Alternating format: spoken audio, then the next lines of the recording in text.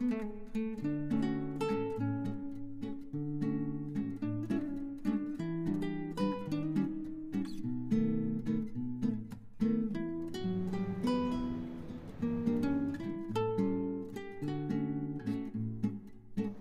Morning everyone, আমি সৌমি আর আমার চ্যানেলের আরও একটি নতুন ব্লগে আপনাদের সবাইকে স্বাগত। আজকে বৃহস্পতিবার আর এখন না ঘড়িতেই 7:30 মতন বাজে। সকালে সমস্ত কাজ কমপ্লিট করেছি আর বাবুই গিয়েছিল আজকে আমাকে ফুলটা এনে দেওয়ার জন্য। ও ফুলটা কিনে দিয়ে আমায় চলে গেছে আর আজকে অনেকটা ফুল দিয়েছে, বিশেষ করে জবা ফুল দিয়েছে প্রচুর। তাই একবার গাছের দিকে তাকালাম, তারপর ভাবলাম না, গাছে যে অল্প কটা ফুল আছে থাক, আমি এই কটা ফুল দিয়েই কেনা ফুল দিয়েই পুজো করি। তো ফুলগুলো একটু ধুয়ে নিলাম। আসলে ফুলগুলো ধুয়ে না নিলে না মনটা আমার ভালো লাগে না, ভাবি কোথায় না কোথার থেকে আনেছে, মনেরই খুঁতখুঁতানি। তাই সমস্ত ফুল টুল আমি ধুয়েই ব্যবহার করি। আর আজকে যেহেতু বৃহস্পতিবার, একটুখানি আলপনা তো আমি প্রত্যেকবার দিয়েই থাকি, তো তাই একটু আলপনা দিয়ে নিচ্ছিলাম। তো বৃহস্পতিবার আমি স্বাভাবিক যেমন আলপনা দিই সেরকমই দিই, সেরকম কিছু নয়। তবে সবচেয়ে ভালো লাগে আমার আলপনা দিতে লক্ষ্মী পুজোর দিন। আমি একদম ঘর ভর্তি করে আলপনা দিই, আমার খুব ভালো লাগে সেদিনকে আলপনা দিতে। ছোটোবেলায় না মায়ের পা আমি আঁকতে পারতাম না, সে যে কী একটা করতাম নিজেরই এখন ভাবলে হাসি পায়। তবে এখন না আমি ভারী সুন্দর করে মায়ের পা এঁকে দিতে পারি, আমার নিজেরই খুব ভালো লাগে যখন আমি আঁকি। আজকে সকাল থেকে আকাশটা একবার রোদ হচ্ছে, একবার বৃষ্টি হচ্ছে। মনটা আমার বলছে কখনো না কখন একবার তো বৃষ্টি হবেই হবে। বৃহস্পতিবার যেহেতু কাজের চাপটাও কিন্তু খুব বেশি থাকে। এই যে দেখলেন না, একটু আগে রোদ রোদ মতন লাগছিল, আবার কিন্তু আকাশটা বেশ মেঘলা হয়ে গেছে। তো যাই হোক, আমিও পুজো নিয়ে বসে গেলাম। আর বৃহস্পতিবারে পুজো সব কিছু এদিক ওদিক করে বাসন টাসন মেজে অনেক ব্যাপার ঝামেলা থাকে। তো তাই ঠাকুরের পুজোটা আমি শান্তিতে সুন্দর করে একটু সকাল সকালে দিয়ে নিতে চাই, কোনো ঝামেলা রাখতে চাই না। বেলায় যদি পুজো করতে যাই, এই আমার ছেলে ডাকবে মাম্মা এটা কোথায়, তমাল বলবে পিঙ্কি ওটা কোথায়, এসব আমার পোষায় না। তাই জন্য আমার সকাল সকাল পুজো করতেই সব সময়ের জন্য ভালো লাগে। আসলে ছোটোর থেকে মাকে আমি দেখেছি যে সকালবেলায় সব কিছু কাজকর্ম, যেগুলো সকালের কাজ, আমি বলছি না রাতের খাবারটা সকালে খেয়ে ফেলে। কৃষ্ণায় বাসুদেবায় হরে পরমাত্মনে প্রণত ক্লেশনাশায় গোবিন্দায় নমো নমঃ। তো পুজো আমার মোটামুটি কমপ্লিটই হয়ে গেছে। পুজো করার পর বিশেষ করে যখন আমি না একটু বেশি ফুল দিয়ে পুজো করতে ভালোবাসি, যদিও বা কম ফুল থাকলেও পুজো করি না যে তা নয়, তবে একটু বেশি ফুল হলে না আমার ভীষণ ভালো লাগে ঠাকুরের কাজটা। তো যাই হোক, আমার কিন্তু পুজোটা টোটালি আজকে মতন কমপ্লিট হয়ে গেছে। আমার না ভীষণ ভালো লাগছিল ঠাকুরের জায়গাটা, তো আমি ভাবলাম চলো আপনাদের সাথেও একটুখানি শেয়ার করে নিই।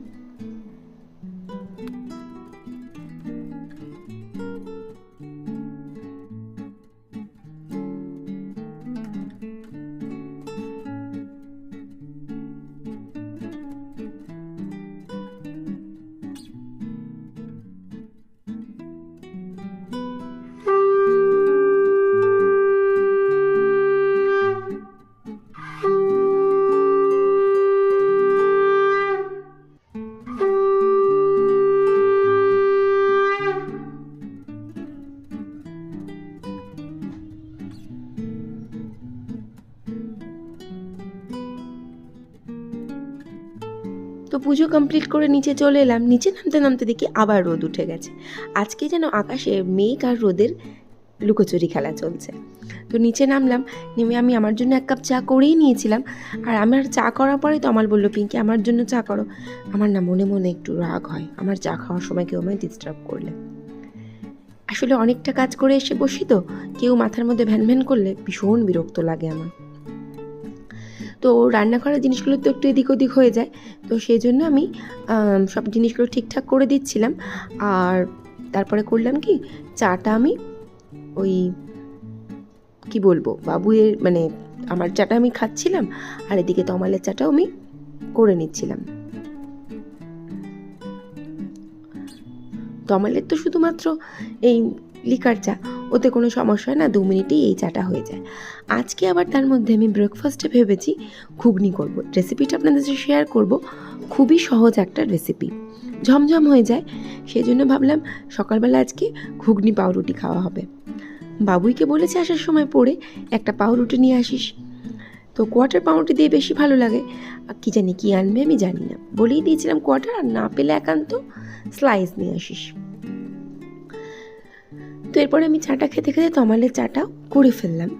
আর তমাল তো আগে ওষুধ খাবে তারপরে চা খাবে, তা ওই জন্য চাটা একটু 2 মিনিট এদিক ওদিক নড়ে চড়ে করলেও অসুবিধা হয় না। তো চাটা কমপ্লিট করে দিলাম ওকে। আর এরপর ওই যে বললাম না ঘুগনি করব, তো সেই জন্য আনাজপাতি সব কেটে নিয়েছিলাম।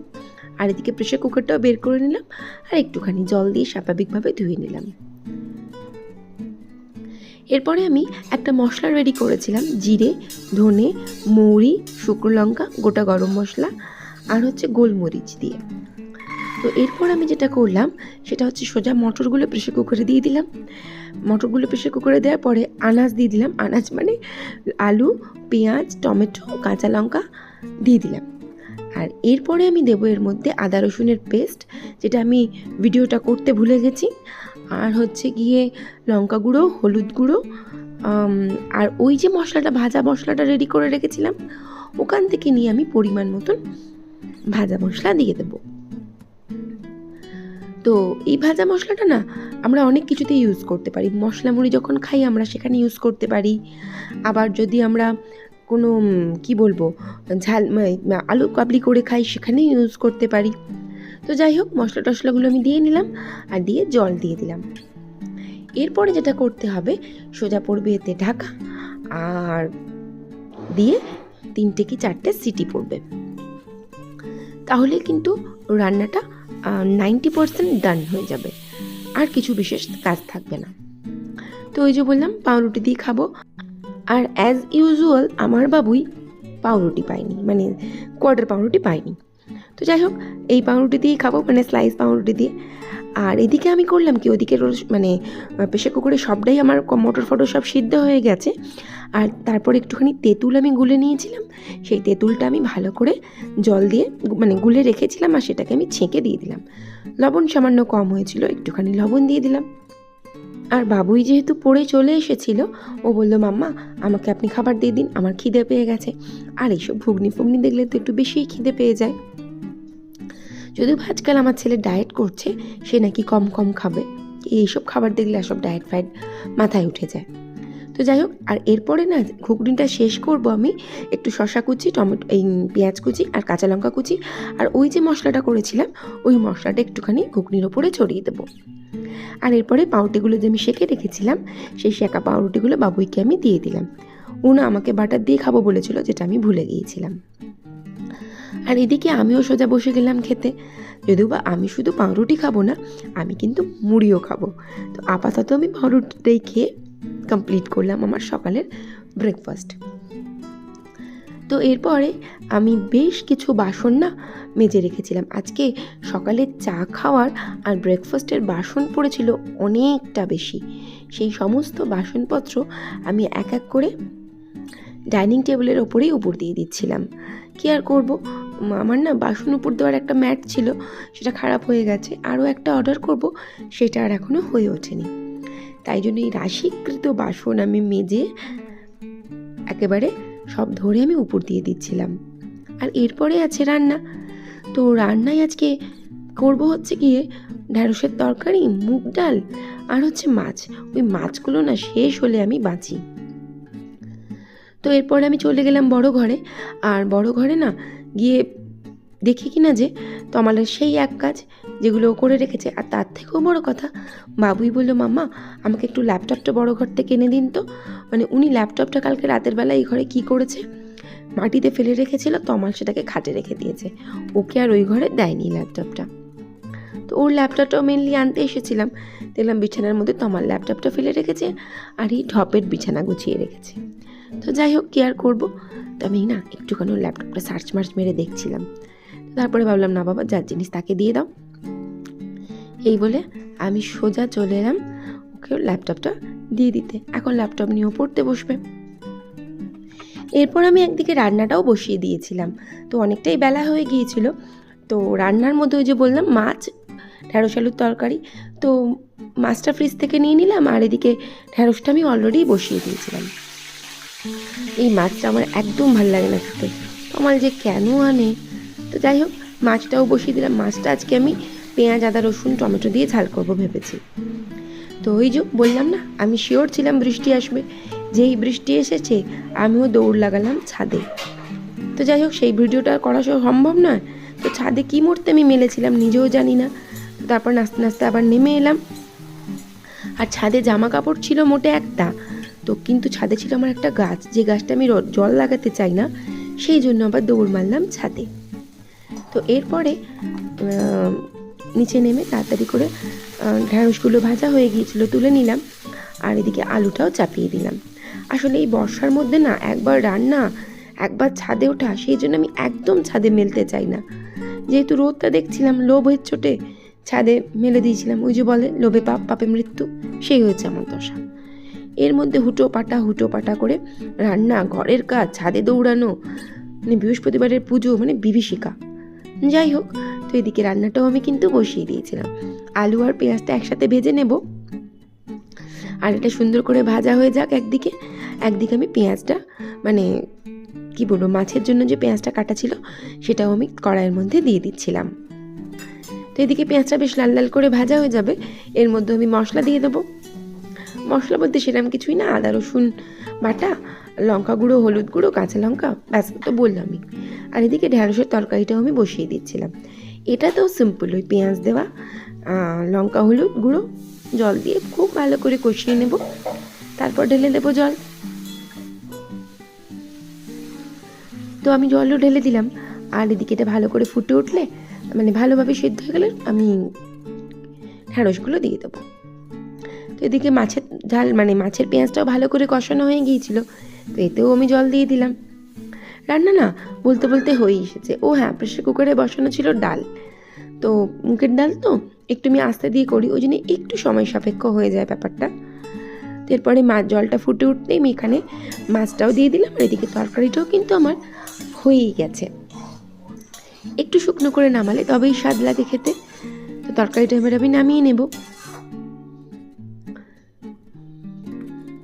আগে না আমি এসে দেখেছি বিয়ের পরে আমাদের বাড়িতে খুব একটা কেউ ঢ্যাঁড়সের তরকারি খেত না। তমাল ভালোবাসতো, তবে আর বাড়িতে কেউ খেত না। আমি সবাইকে শিখিয়েছি ঢ্যাঁড়সের তরকারি, ঢ্যাঁড়সের ঝাল, শুধু ঢ্যাঁড়সের ঝাল, পোস্ত দিয়ে, সর্ষে দিয়ে, আমি এইসব শিখেছি। ঢ্যাঁড়সের দো পেঁয়াজা এসব আবার তমালের ভালো লাগে না। তমাল ভীষণ সিম্পল, ওকে সিম্পল খাবার দাও, ও তাতেই খুব খুশি। এদিকে কথা বলতে বলতে ডাল, তরকারি আমি সব ঢেলে নিলাম, আর মাছটা সবার আগে ঢেলেছিলাম। আপনাদেরকে দেখানো হয়নি, সেজন্য একটুখানি মাছটাও দেখিয়ে দিলাম। এমন করে বলছি যেমন হচ্ছে কারোর বাড়িতে মাছই রান্না হয় না। তো এদিকে আবার আকাশটা মেঘলা মেঘলা হয়ে আছে। তো আমি করলাম কি, আমি ভাতটা হয়ে গিয়েছিল, তো ফ্যানটা উপর দিয়ে নিলাম, আর রইল বাকি গ্যাস ওভেন পরিষ্কার করার কাজ। সেটা তো রোজের করার কাজ, রোজই করে থাকি। তো সেই গ্যাস ওভেন সব কিছু পরিষ্কার করে নিলাম, আর এদিকে ঝিকগুলো ভালো করে ধুয়ে আমি সাইড করে রেখে দিলাম।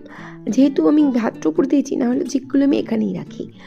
আর ভাতটা এবার তুলে দিতে হবে, কারণ বাবুয়েরও খিদে পেয়ে যাবে, আমারও খিদে পেয়ে যাবে। তো রান্নাঘর কিন্তু আমার পরিষ্কার হয়ে গেছে, রান্নাও কমপ্লিট। আর এইখানটা একটুখানি পরিষ্কার করে দিলে শান্তি।